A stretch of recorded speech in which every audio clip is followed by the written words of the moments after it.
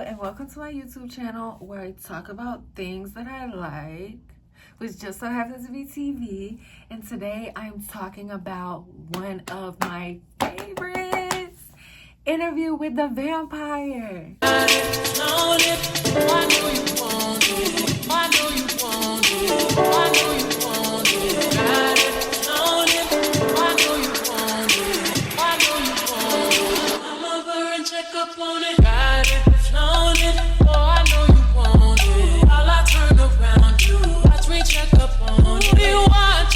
Today we're going to be talking about Interview with the Vampire, the TV show, not the movie. I really want to talk about this before Vampire Lestat comes out. However, I know how I get when it comes to editing, so I don't know if I'm going to get this out before then, but I'm going to try. And also, I know how I get when it comes to talking.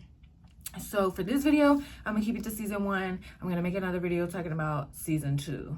With that being said, I made my notes. I put it in short bullet points.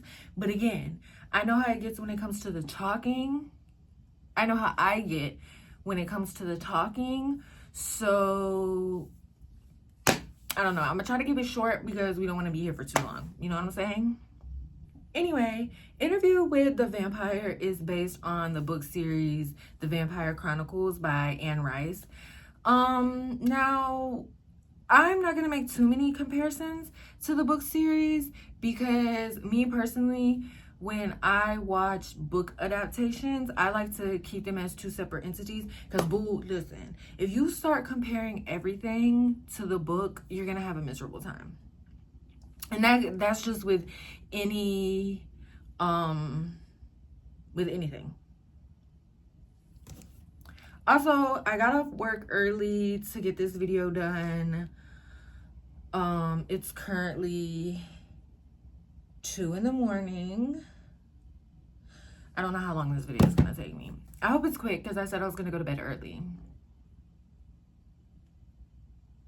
Also, another reason why I really like Anne Rice's works, I guess you could say. She didn't write the show, but she wrote what inspired the show. Anyway, she's a queen. She says she loves to write bisexual characters, and I don't know why, but you know, why would I like, I don't even know why I would like things that have a bunch of bisexual characters. Like, why would I like that? Because you're... Well, I have a bisexual mind. I see things bisexually. Yeah. Anyway, the TV show series was created by Roland Jones for AMC. Now, you might recognize that name. He also wrote and produced Weeds, that TV show. And before I get into talking about the show, I do just want to say, when the show first came out, it got so much backlash. You know, just of course, people comparing it to the movie, saying they... Listen, I was going to beat around the bush, but no bushes will be harmed in this video. People didn't like the casting choices because they casted black people at the end of the day. Yeah. I think people also were really attached to Tom Cruise, Brad Pitt, the Kirsten Dunst of it all, which, yeah, that was, whoa, now that I say it, the Interview with the Vampire movie had a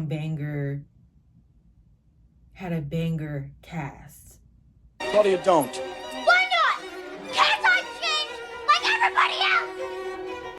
Wow. Anyway, I prefer the show because I like seeing my people on screen, even though they're not as book accurate, right? In the book, Louis is white Creole. In the TV show, he's black Creole, which adds a whole new layer that the show brings. Hopefully, we'll get into it. But like I said, I'm trying not to ramble in this video. They also aged up Claudia, which I like that decision as well, just because I I know it's not book accurate, but at the same time, I don't want to see a little girl, even though Claudia's still a little girl in the TV show. I don't want to see a very, very young girl going through everything Claudia went through. Even though, what the fuck do Anne Rice be going through? Because, whoa, okay? The show doesn't even touch on everything, if we're being honest. The show's not done yet either, okay? Like I said, Vampire Lestat comes out June 7th. Okay, back to my point I was making about changing Louis' race. I really like how they did that. The new layer that it adds. I have ADHD, so sorry I went from point to point like that. It adds a new power. A new power. Girl, what the fuck do you be talking about? It adds a new layer, and that layer is now Louis is a black man trying to survive in this racist city. Because 1910, America, really, but 1910 Louisiana, you can imagine how racist they were. Also, side note, I did live in Baton Rouge for a little bit. Yes. And I wonder, like, subconsciously, is this show the reason why I moved to Baton Rouge? Because, of course, season 1 came out before I moved there. Maybe. I can't tell you for sure because I don't know why I moved to Baton Rouge.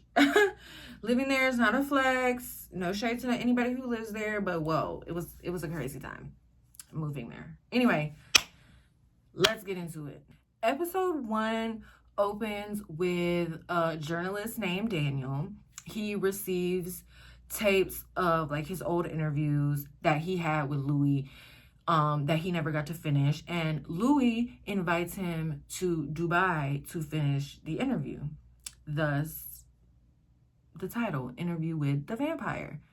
Daniel does have Parkinson's disease, and when he gets there, Louis lets him know, I already know what you're going through, and it's kind of like the power dynamics already showing. You can't hide nothing from this man. So Louis begins his story, like I said, in 1910, Louisiana, in a town called Storyville, where Louis is a business owner. Also, I'm not finna keep saying he's black. We get it, okay? A black man struggling, okay? You can imagine here I go, rambling. We get it. He, how do I say this? He makes money in nightlife, okay? Think of nightlife now. Think of S workers now. But back then. Why did I explain it like that? Like I don't know what I can say on YouTube, like a pleasure house type of thing. Ugh. Rude, you know, I'm filming a YouTube video, like, and it was just Monopoly Go, like, it wasn't even anybody texting me. Anyway, because it's 2 a.m. Like, who would be texting you at 2 a.m., girl? Anyway, let me get back into it. So, Louis had to step up and take care of his mother, his sister, and his brother, which we'll get into his brother. His brother's a little, we'll get into his brother. The problem is he makes his money through gambling, like I said, S work, brothel. That's the word I was looking for earlier. Brothel. He owned a brothel. Okay, now we can log back in. Now, Paul, Louis' brother, like I said, he has his own issues. He's super mentally ill and overly religious. He believes God speaks to him in his head, but he thinks it's birds telling him God's message. Now, one of the workers named Lily, we'll get to her. Lily is Louis' favorite S worker, but they don't be doing the S girl. Louis likes paying her for her time and like talking to her and things like that. Anyway, she introduces him to Lestat. Only the impossible can do the impossible. Miss Lily, Bonsoir, monsieur.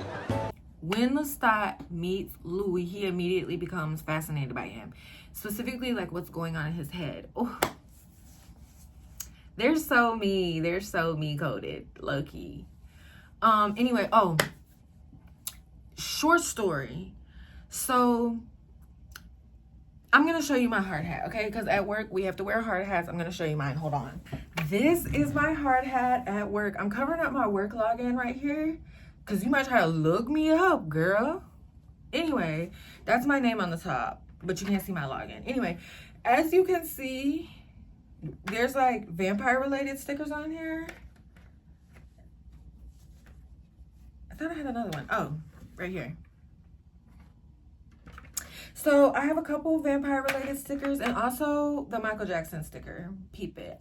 Anyway, I have the vampire related stickers on my hard hat. One day my manager asked me, he's like, oh, you clearly love vampires and dragons. You've seen the dragon stickers on there. Hold on. The dragon sticker, I think I have another one on here too. Oh. Also, because I love women. No shade. Yes, I do. Anyway, my manager came to me. He asked me, so you clearly love vampires. What's your favorite piece of vampire media? I said, Interview with the Vampire. He said, why? Why did the words that come out of my mouth? I said, because they're hot. Mind you, that is not what I meant to say. Okay, the reason why I love Interview with the Vampire so much, especially the show, the book series, like I said, two separate things, but especially the show, because like I said, it has that underlying story of Louis fighting for his spot in this racist society. Anyway, but what came out of my mouth was they're hot. I tried to take it back. He was like, no, you meant what you said. I was like, you're right. You're right. Lestat starts using his vampire powers on Louis, like talking to him in his head and stuff. Louis doesn't quite know what's going on yet, though. Louis and Lestat start growing closer, and Louis decides to introduce Lestat to his family at a family dinner. Now, Paul instantly recognizes something is wrong and calls him the devil. And when I say him, I mean Lestat. It's all right, Louis, madame. The birds speak for him.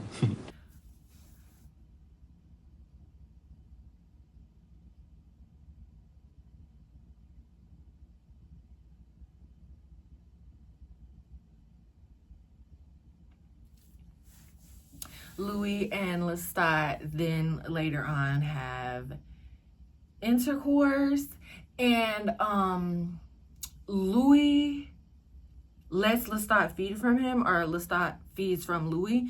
And the thing in the book series, this is like one of the only times I'm gonna mention the book series, try to anyway. In the book series, they don't like explicitly have sex. Their form of intimacy is feeding on each other. And Louis also mentions in the show that having a vampire feed from you is like a drug. Like, it makes you feel so amazing. But anyway, this is their bond growing, obviously, because have sex with somebody, you let them feed from you. Yeah, it's tea.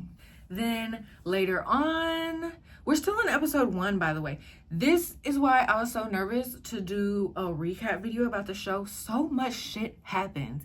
This show is only 7 episodes. So much happens, which is why it's better as a show than a movie. That's one of the reasons why I like the show more, but I also, I don't want to get too into it. I love them both, but I like the show more. Okay, anyway. Grace gets married. At her wedding, we see Louis and Paul dancing. Grace convinces them to dance.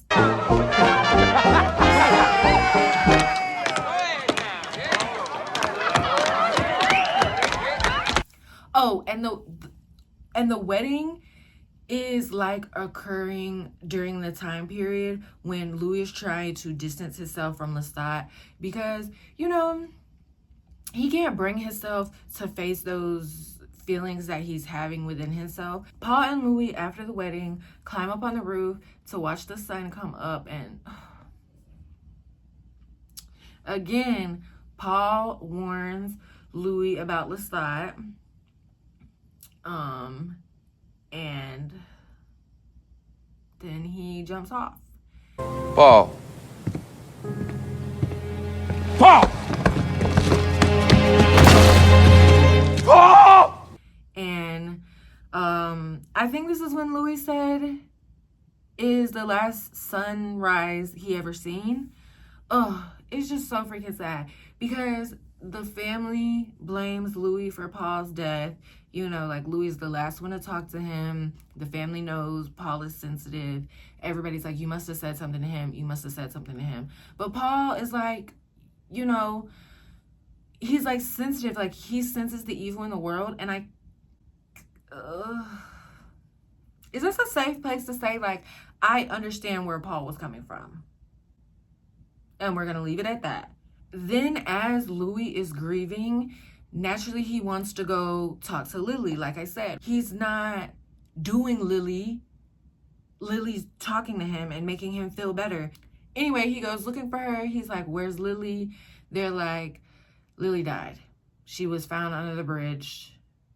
Her blood dried up inside of her. But we know what that means. He's like, oh, Lestat killed her.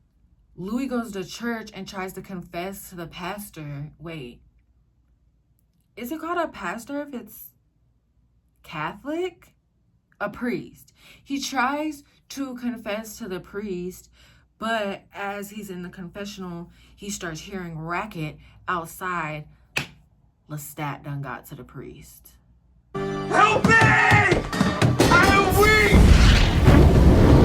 I want to die! I think one of the things that makes this confession scene so good, oh my gosh, like, the show is so good. Anyway, one of the things that makes this scene so strong is not just Lestat coming and killing the priest, but Louis' confession before that. Mind you, he's crying, he's sad. He starts it off, forgive me, Father, I have sinned. He says, I lay down with the devil. I lay down with a man. He says, I'm a drunk, I'm a liar, I'm a thief, I'm ashamed to my father's name. And it's just like, he's not talking about just getting his blood sucked by a vampire, you know? And it's, I don't want to get too in it, but it's like, I understand, like I just told you, I understand Paul, I understand Louis in this moment. Like, I think we've all been to that point where you don't know where else to go and you go to the church. Anyway, Lestat comes and kills him, so that doesn't really go far. Lestat admits that he is the one causing the sickness in the town, you know, the blood drying sickness where your blood dries up inside of you. And he offers the same to Louis. He offers him the freedom from the shame, the guilt that he's feeling right now. And Louis accepts. And that is the end of episode 1. Let's get into episode 2. Now, episode 2 opens with Louis being in pain, and he explains in a voiceover that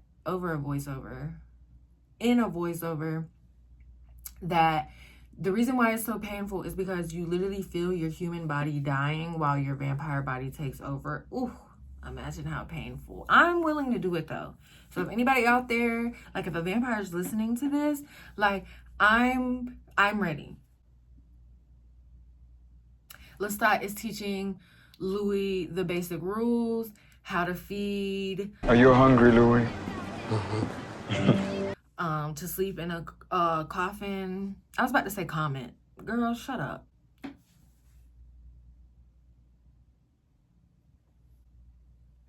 Oh, because I just made a call to all the vampires that I'm ready. So, you know, I had to make sure. Anyway, Lestat walks Louis through his first kill. If you haven't seen that video, go watch it on my channel.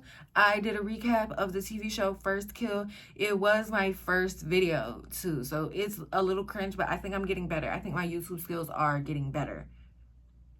But only you could judge. Subscribe, like, and subscribe. Comment and let me know. Anyway, they go to a bar. They lure somebody back to the house. In the beginning, it's best to let the food come to you. That's when it happens. But Louis, this whole killing thing doesn't come natural to him.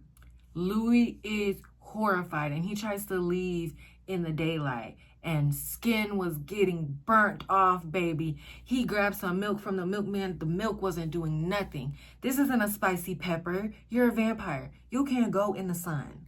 Lestat teaches Louis how to mind read, and when Louis finally goes back home to visit his family, I'm leaving it in. When he finally goes back home to visit his family, what makes it even harder is he can hear their thoughts. He could hear them already thinking that he's strange, as if he didn't have enough shame and guilt. Grace, however, his sister, welcomes him in with a hug, but she's pregnant at the time, and the baby's heartbeat triggers his hunger, so he had to dip. In episode 2, Louis also kills one of the businessmen in Storyville. Mr. Carlo, I think was his name. Anyway, he doesn't freaking matter. That's why you died, because you're racist. He calls Louis an exceptional Negro, and Louis got on that ass and killed him. But Lestat had to tell him, like, you can't kill people important people that they're gonna know are missing. However, that's his bae. He helps him get rid of the body. Louis then buys the saloon, turns it into Azalea Hall.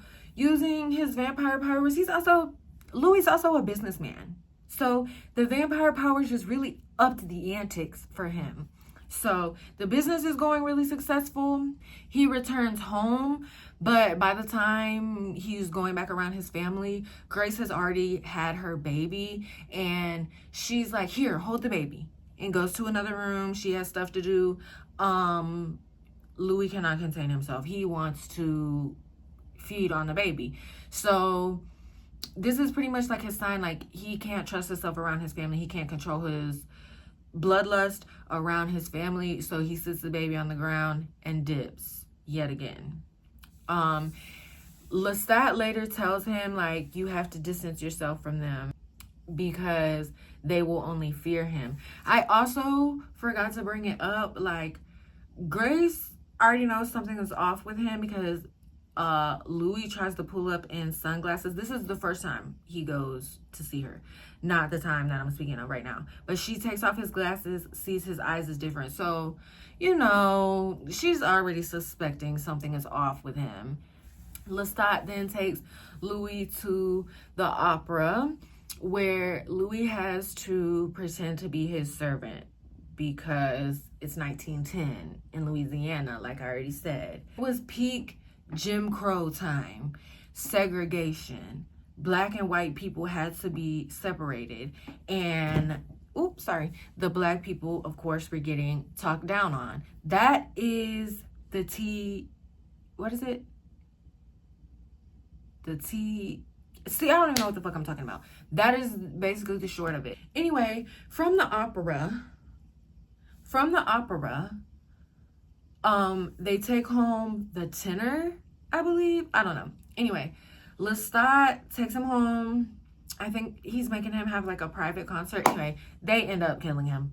So none of that matters. They end up killing him, and Louis joins in just to please Lestat. But this is when Louis puts it together, like, I'm not fit for this life. But at this point, he's just following along Lestat.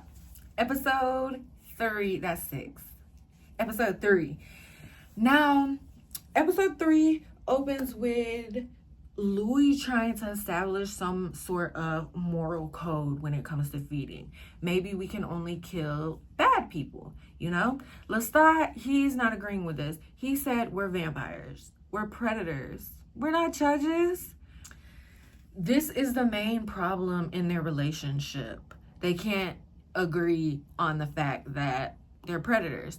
This is when Louis decides to start feeding on animals, and animals make you weaker, pretty much. Lestat doesn't like this. Then back at the Azalea, Lestat meets Antoinette, and they're like flirting, you know, playing music. And this is when Daniel, the journalist that's interviewing him, he notices that Louis' story is starting to differ. You're describing Lestat differently, kind of better than you did back in the 1970s. Daniel is essentially calling out the fact that Lestat was abusing Louis, but Louis doesn't want to hear that. Louis doesn't think he's a victim, which, boy, when we get into it, Louis, okay? You know what I'm saying? I'm not saying you ain't do your bad too, but come on now. So like I said, this is taking place in the early 1900s. In 1917, there was a city ordinance that kicked out any black sex workers. This, S-workers. I don't know what I can say on YouTube. Anyway, this is affecting Louis' business. But Louis, smart businessman, he gives each woman a stake in the business. So you can't kick them out if they own the business. So, if I get evicted, fuck everybody. How you gonna get evicted and you own the house? Around this time, this is when Jonah, one of Louis' old flings, he's a soldier now, but he comes back to visit, and him and Louis rekindle a little bit. He did me some face and I drove him home. Now, Lestat was following them. They're so toxic. They're so toxic because Lestat, like, what was you just doing with Antoinette? Flirting and all that shit. But when Louis rekindles with his ex-fling, it's a problem. Anyway, Lestat follows them like a creeper. That's what Louis tells him.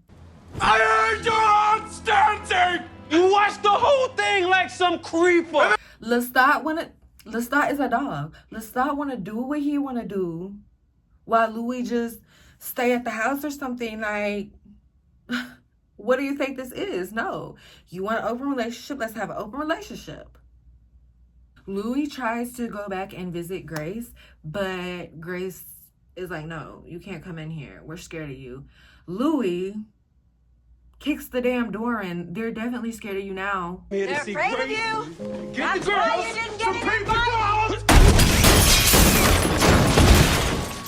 girls! Then later, Tom and Fenwick shut down the Azalea, and Louis is listening to their thoughts. They're being racist. They're calling him stupid in their thoughts. This is when Louis realizes he was set up. And you know, Louis, he's still having control issues. Louis can't control his anger by this point. Now, I guess I need to get into, like I said, I'm trying to keep it short, but I guess I need to get into more of the specifics. Like, for example, when they were trying to close down the Azalea, it was due to, like I said, those racist segregation ordinances.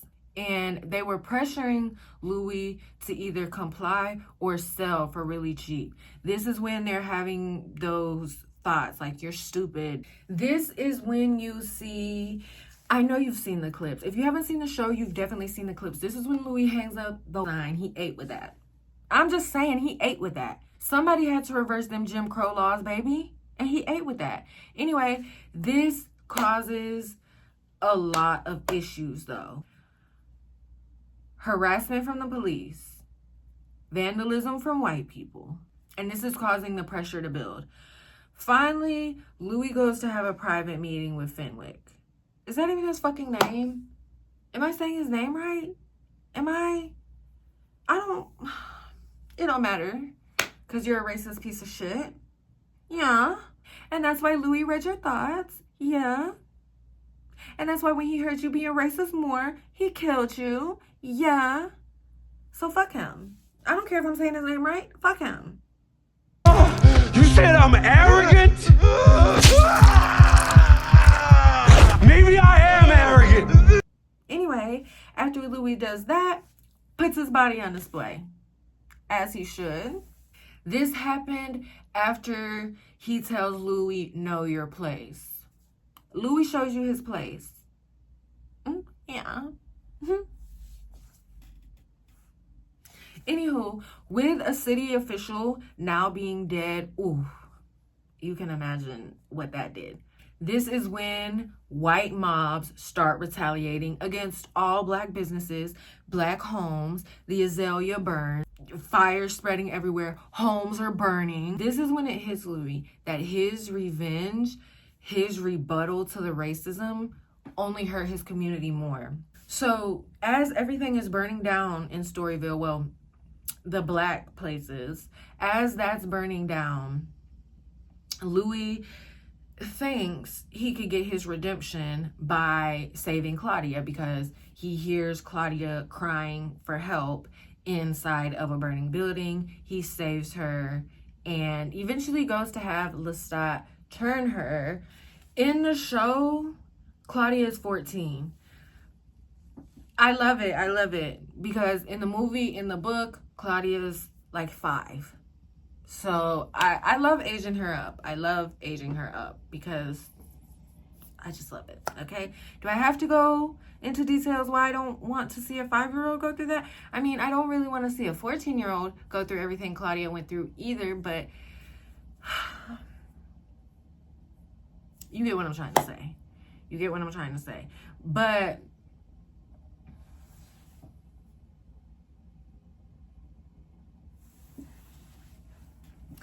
getting turned at 14,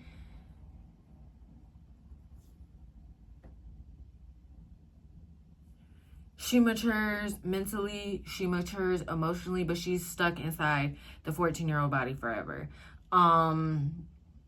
Which is why Claudia, like, she's full of so much rage, frustration. She wants to be independent, but everybody thinks she's a little kid. Which, of course, that would hit harder if she stayed the same age that she was in the book. Okay, no more rambling. You get what I'm trying to say. Episode 4 starts with Daniel reading Claudia's diaries.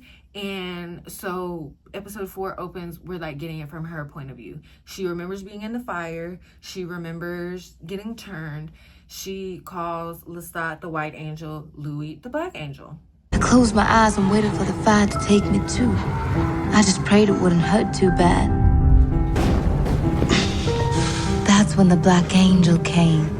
Louis is begging Lestat to turn her because he can't bear another death from everything that he's caused. But it's like Louis, like, out of everybody you want to say, you want to...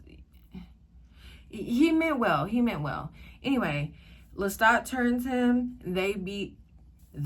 She becomes their vampire daughter. I don't know why I put it in quotations. She becomes their vampire daughter. They begin trying to teach Claudia how to feed and things like that. But you have to remember, like, part of being a teenager is you're really impulsive. So imagine trying to teach a 14-year-old vampire how to control yourself when feeding. Imagine how that goes. Back in the car, Claudia. Claudia! Claudia! Claudia! Claudia! Hey, no, get back here, missy. During the first time, she struggles to control herself, but Claudia is a curious girl. She asks a lot of questions about vampire lore, the family dynamics, and as a viewer, we're getting all of this through Claudia's voice because Daniel is reading her diaries. You are getting access to very precious items from the archives.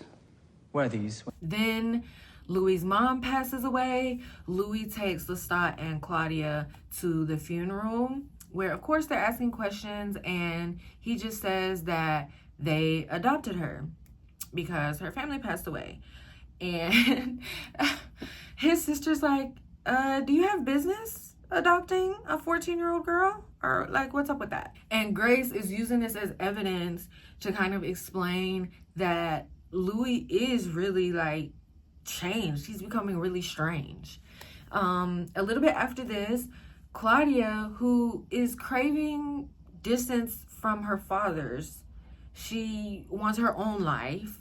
She's, at this point, I think she's 19, I believe. She got turned at 14. So at this point, you know, her mind's aging. Yes, her body's the same, but her mind's aging. She wants to date, things of that nature. She meets a human boy. His name is Charlie. He's got veins like rivers.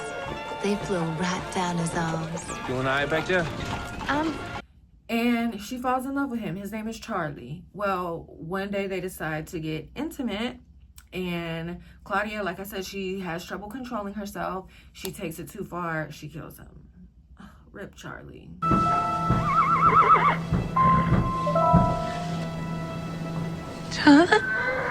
Lestat, of course, refuses because, I mean, the man's already dead. Like, what do you want him to do? He can't do anything.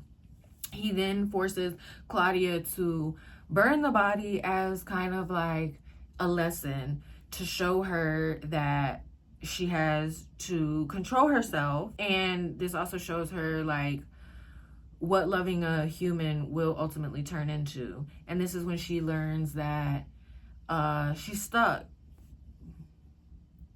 She's stuck in a 14-year-old body. She's stuck in that house with Louis and Lestat because she can't make any new connections. There's not any other vampires she can talk to. She's stuck. She feels lonely. And this is when she tries to burn herself in the sunlight. And then, of course, Louis pushes her out of the sunlight. So she's fine. Louis always trying to save somebody. I feel like he doesn't understand she is going through it. She is 14, stuck in a 14-year-old body, like crazy. Ooh, I don't even want to talk about being stuck in my 14-year-old body. While Claudia is grieving, she starts killing all over the town. She starts taking, trophies. And then Lestat reads her diary. Don't do that. It's private. Dear diary, am I going to be a virgin every single time I do it? Jesus.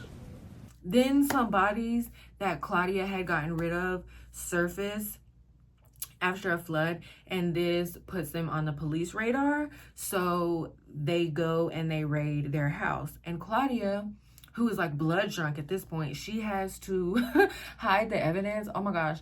One scene that I'll never forget is her having that man body in the freaking closet. No. Anyway, she low-key ate because she pretended like she was changing when the police went in her room where she had like fucking 4 bodies in her room. She pretended like she was changing. They were like, oh, never mind. Lestat, obviously, he started tripping out. He's blaming Claudia because they don't get rid of bodies in... Where the fuck does she get rid of the bodies at? The swamp? A river? Wherever she's throwing her bodies, they don't get rid of them like that. They burn their bodies. She knows that. She had to burn Charlie.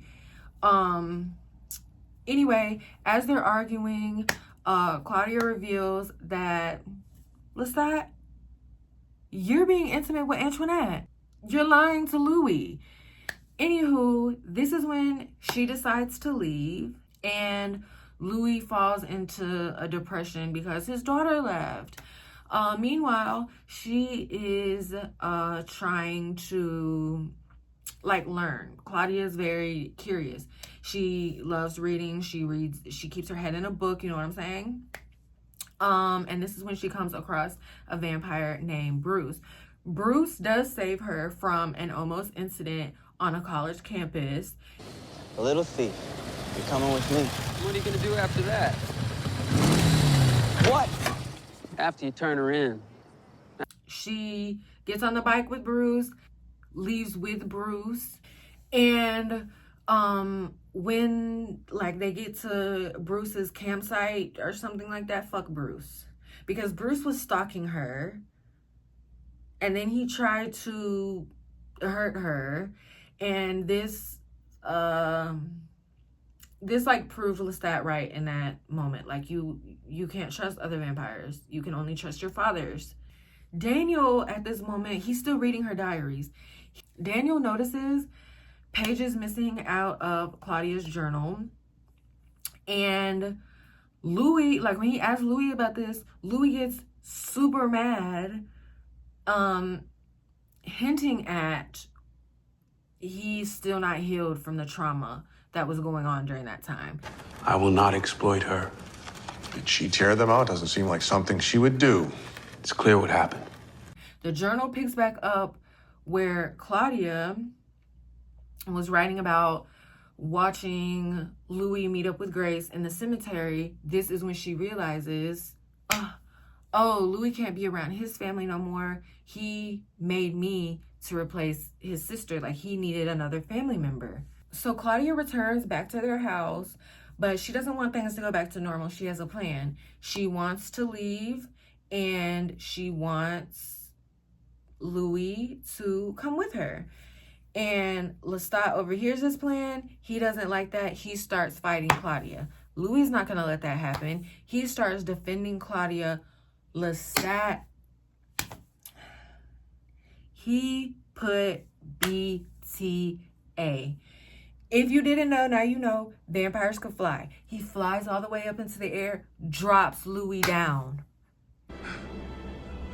Let go of me. Anything for you.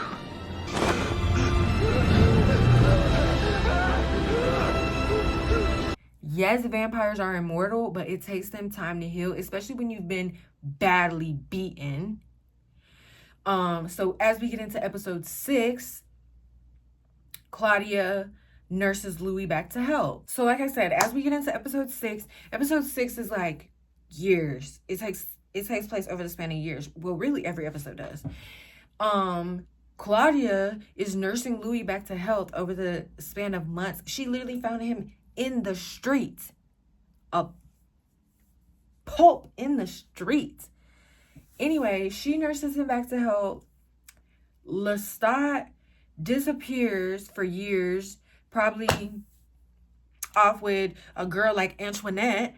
Anyway, as Claudia nurses Louis back to health, he's better. Lestat shows back up, trying to win Louis back over. Daniel, the interviewer, the journalist, he's telling Louis, you know, this was partner violence. This was domestic violence. You know that, right? Louis, he doesn't want to be called no victim. We already talked about this. Louis don't like that word. Now, like I said, Lestat is busy trying to win Louis back, but Claudia is rejecting all the gifts on Louis' behalf because she knows Louis gonna forgive him. And she knows what Louis just went through. He is a victim. As much as he doesn't want to hear that, you are a victim. Anyway, eventually, Lestat sends Louis a song. But Lestat's dumbass, like I told y'all, his ass was with Antoinette, puts Antoinette on the song. Now, Louis, he's full of rage. He's mad as fuck hearing Antoinette's voice on that tape. And he ain't gonna lie. Well, I'm not gonna lie for him. He low-key missed Lestat. This man is so angry. They're so toxic. Louis swims the entire Mississippi to get to Antoinette's place to talk to Lestat in person. Have you seen the Mississippi River? Yeah. He swam across that. And I guess his whole plan was to break things off. They didn't break things off. They broke the bed, child. Now, Claudia allows him back into the house, but under one strict rule, that he has to kill Antoinette, which he does. He brings back her finger as proof. So they let him back in. Then Lestat tells them his story about his maker, Magnus, who turned him and left him, which this explains why Lestat is afraid of being lonely, which I read the book, so I know it's also other things, but we're not going to get into that. Claudia loves Louis. Lestat loves Louis, but in a toxic way. Claudia recognizes this. Claudia wants to protect Louis. You get what I'm saying? Them two, they not get along too well. In many ways, they were more like each other than they wanted to admit. They both sought out weakness. Claudia discovers Antoinette is still alive and tells Louis, says we have to leave New Orleans. Louis says no. So Claudia goes and gets on the train by herself. Lestat knows how Louis gets when Claudia's not around. He gets on the train, kills the conductor and everybody on the train, forcing Claudia to come back to the house. Oh my gosh. Like I told y'all, toxic group. Claudia just trying to get by. And she's the impulsive 14-year-old. This is when Claudia realizes she can't escape if Lestat is still alive. So this is when she plans to kill him. She starts playing chess with him to kind of put the rose-colored glasses on things. You know what I'm saying? Make everything seem like it's okay. But through talking in each other's mind, Claudia tells Louis she has a plan to get Lestat up out of there. And little do you know, Claudia knows Lestat's been watching. Okay, we'll get into that in the last episode.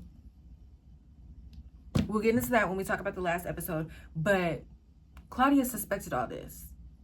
My girl is smart. Okay? This is a smart girl. She does her research. What I told you, she went to college while she was gone. Well, you know what I'm saying. She's smart. Don't play with Claudia. Then also, I haven't mentioned it at all, but in the present day, when Daniel is doing the interview with Louis, there's like a little human boy or human, Rashid. Rashid is an opinionated young man. He lives to share these opinions even when they are not solicited. He was just there, okay? Why were you there? That's what the viewers are thinking. Why is he there? Daniel has a dream realizing, I seen you back in the 70s and you haven't aged a day. But like while he's there, Rashid, he's telling Daniel, you can only read the journals with gloves because your fingers are going to mess them up. He knows a lot of details about Louis' story. Daniel's now putting it together like, wait a minute, what?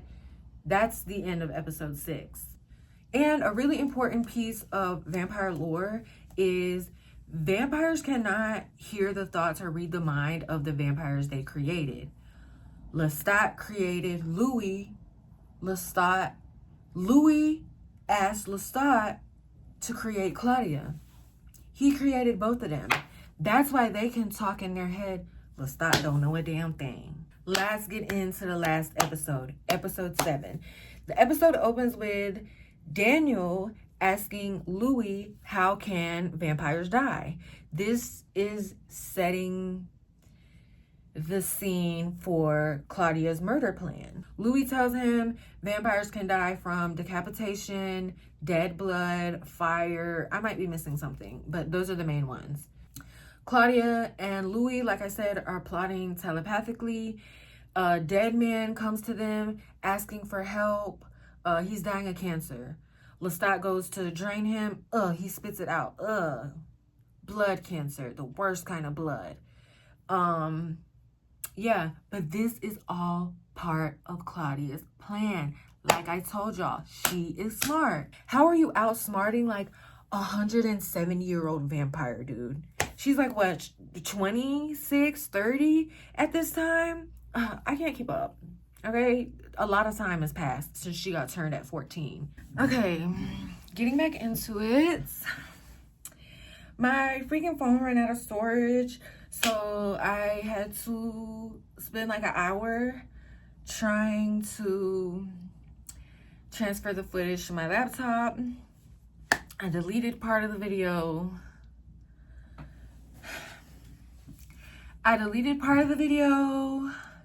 Trying to make more storage, and I didn't fucking mean to. Oh my gosh. I'm stressed out, but let me finish. I'm gonna try to make this quick. We're on episode 7. We're almost there. The finish line is almost there. So Claudia makes the plan to have they're gonna be like the kings of Mardi Gras, or Lestat is gonna be the king of Mardi Gras. I want to be Raj. King of Mardi Gras.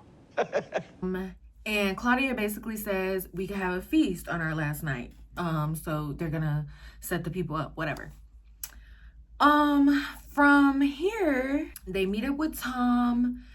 Now, Tom is telling Claudia, he's like, look at this picture of me and your dad's. This was 30 years ago. They look the exact same. He's like, we start planning for Mardi Gras a year in advance. Y'all are late. Mardi Gras is in like a month. They bribe him. They offer him a new boat that ships coffins to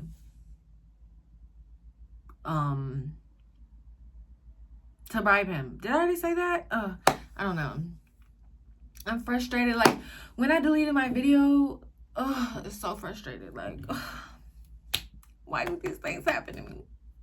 For real. So this is when Claudia starts doing her plan on the back end. She goes to like the drugstore, buys arsenic in preparation to poison blood, to poison Lestat. They have the ball. Lestat is king of Mardi Gras. They invite people back.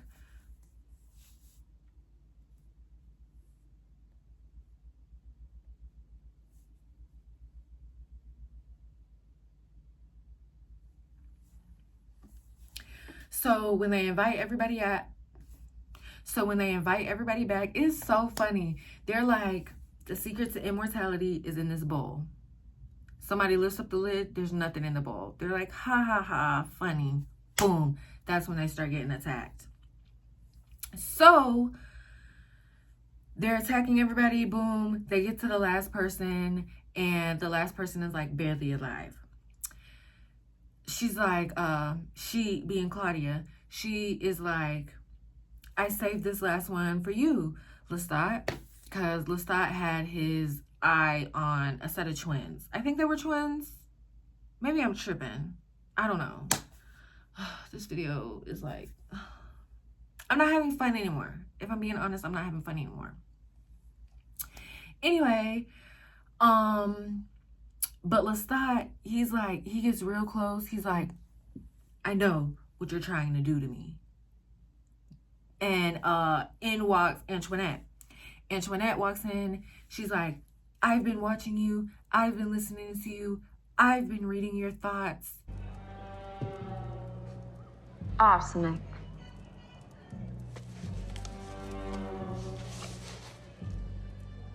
But listen, Claudia knew this. I told you, she's smart. Claudia knew this. That's why she didn't poison the man Lestat thinks. She poisoned the man he knew he was gonna go after first. Put the dead blood in the man's drink. So I guess it was like on a delay or something. Boom. That's when Lestat starts having the effects. He's on the ground. Claudia stabs Antoinette. What else happens? So next, Claudia kills Antoinette, and Lestat is already dying. Claudia's trying to get Louis to like off Lestat. Like right now he's just like dying, not dead. Louis won't do it. He's like, no, I'm not gonna cut his head off. I'm not gonna burn him. You know, like that's how you kill a vampire. He's like, no, no, no, no. So instead, they put his body in a trunk and leave the trunk on the side of the road to go to the dumpster. And then they leave Louisiana.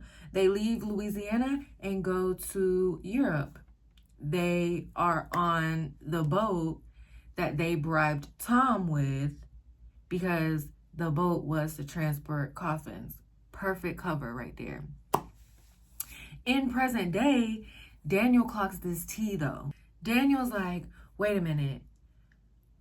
I used to live near there and there is a huge dumpster. In the huge dumpster, there are huge rats. Y'all sent a dying vampire, threw him in the dumpster with ample opportunity to feed on rats. He's clocking Louis T. Louis didn't want that man to die. But it's like, Like, you're setting Claudia up at this point. Anyway,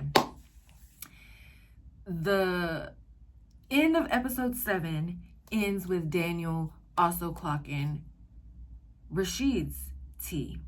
He's like, I knew you in the 70s. You haven't aged a day. Then Rashid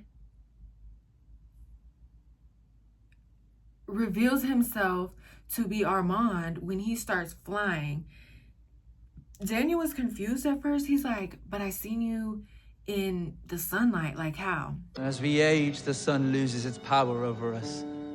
What's a mediocre star to a 514-year-old vampire? Armand tells him, oh, the sunlight is nothing, which changes the whole meaning of the interview now. What's going on? That sets us up for season 2. When I get into season 2, I gotta do it quicker. I don't know. Maybe I'll do season 2 in 2 parts, just so I don't have to stop and import the footage to my laptop, because yeah. So if you like this video, because I'm exhausted and I'm mad. Like, my energy was down at the end of the video because I took that long ass break in between. But yeah, have a nice day.